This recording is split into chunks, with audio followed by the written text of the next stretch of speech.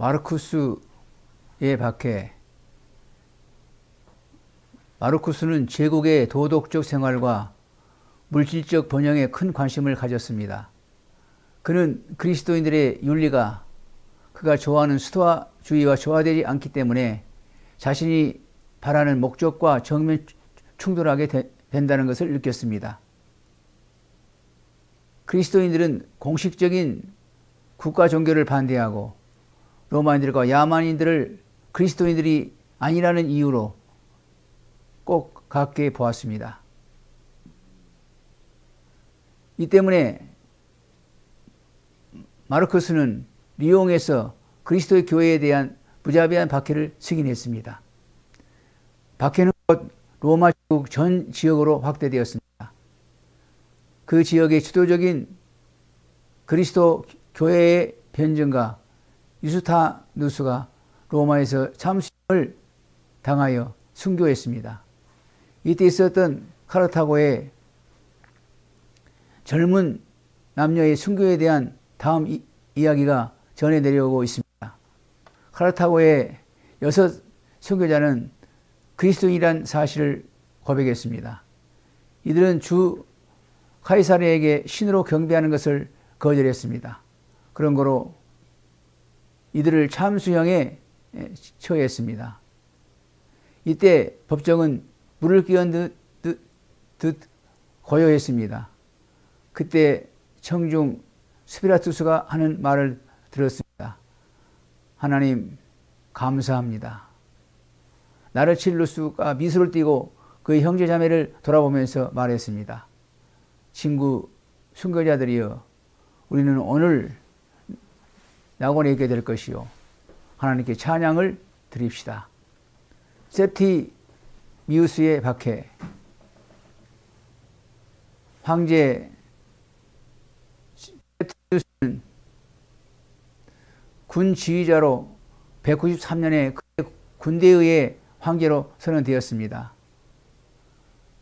그에 의해 군인 황제의 시대가 열렸습니다. 그는 처음에 그리스도인들에 대하여 매우 호의적이었으나 갑자기 그리스도인들의 적이 되고 박해자가 되었습니다. 그는 복음 전하는 사람들의 개종을 금지했습니다. 그는 특별히 아프리카 지역 이집트에 있는 교회에 큰 박해를 가했습니다.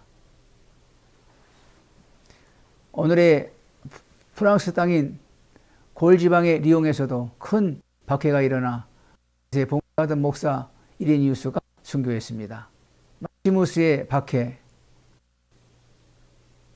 막시무스는 발칸반도 동쪽 지역의 사람으로 로마인들에게는 야만인이었습니다. 그는 야만인으로 로마 제국의 황제가 된 첫사람이었습니다. 골리앗처럼 큰 거인이었던 그는 선임 황제인 알렉산더의 사랑을 받아 로마 원로원 의원과 군대 대장이 되고 그 지역 신병을 훈련하는 일을 맡게 되었습니다. 게르만 민족과의 전쟁 중에 그의 군대들이 그를 로마의 황제로 선언하였고 원로원도 그를 두려워하여 이 선언을 받아들였습니다. 무시간 그는 잔인한 성격을 가진 군인으로 황제에 오르자 곧 교회를 목사들에 대한 박해의 칙령을 내렸습니다. 그는 그리스 로마 신들을 섬기는 자가 아니었습니다. 그런데도 왜 그리스도 교회를 박해했는지 그 이유는 알려져 있지 않습니다. 아마도 그에 대한 그리스도인들의 반역을 막고 자기의 자리를 확고히 위했을 것입니다. 그는 특별히 교회 직분자들의 중요함을 알아차리고 지도자 위에 을 시작한 첫 황제라 할 수 있습니다. 그 후에 나타난 황제들이 그의 본을 따랐습니다. 데시우스의 박해. 데시우스는 그리스도인들을 박해한 첫 번째 황제였습니다.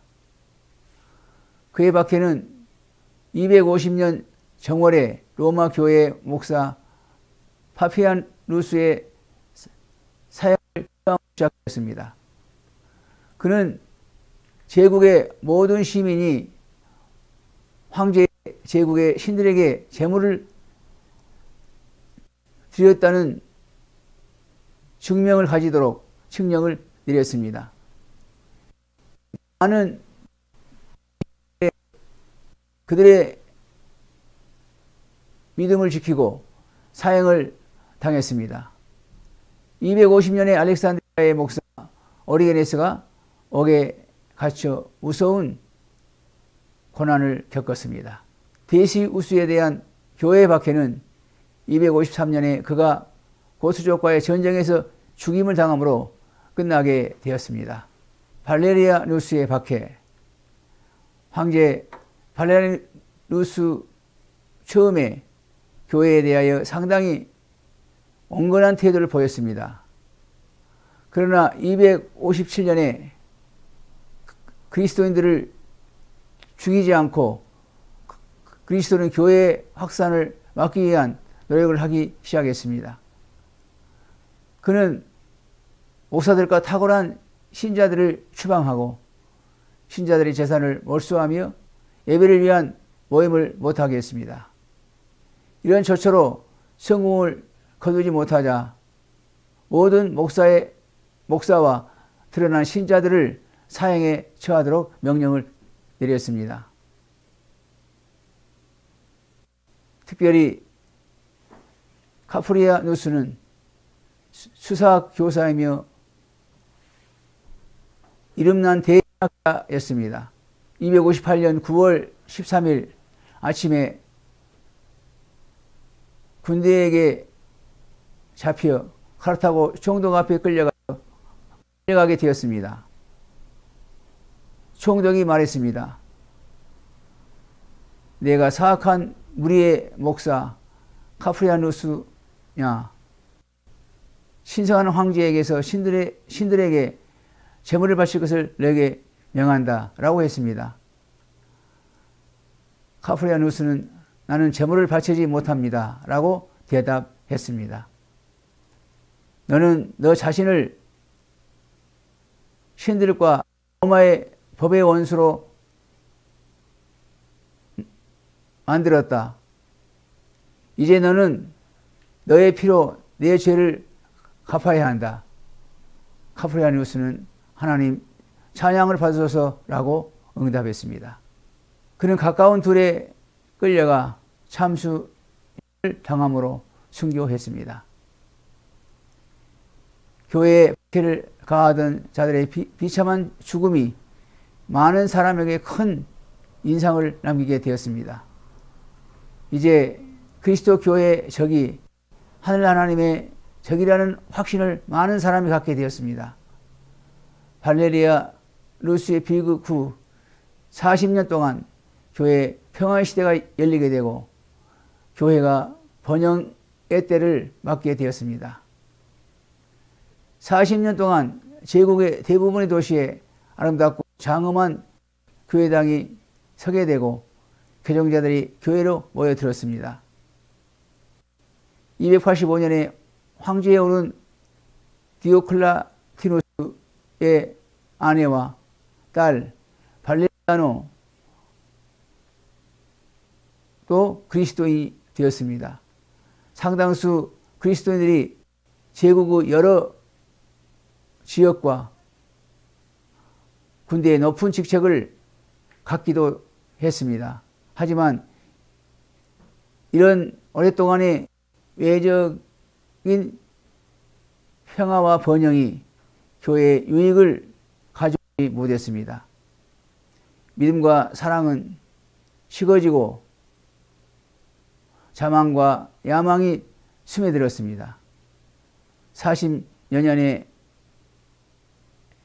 평화는 교회의 부패를 추구하게 되었고 교회는 디오클라누스의 박해를 통해 정화의 때를 맞게 되었습니다.